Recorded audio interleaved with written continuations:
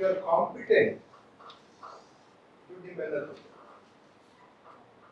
ನೀವು ಯಾವುದೇ ಕ್ಷೇತ್ರದಲ್ಲಿ ಕಾಂಪಿಟೆಂಟ್ ಇಲ್ಲ ಅಂದ್ರೆ ನೀವು ದುಡ್ಡಿನ ಬೆನ್ನದು ಅಷ್ಟೇ.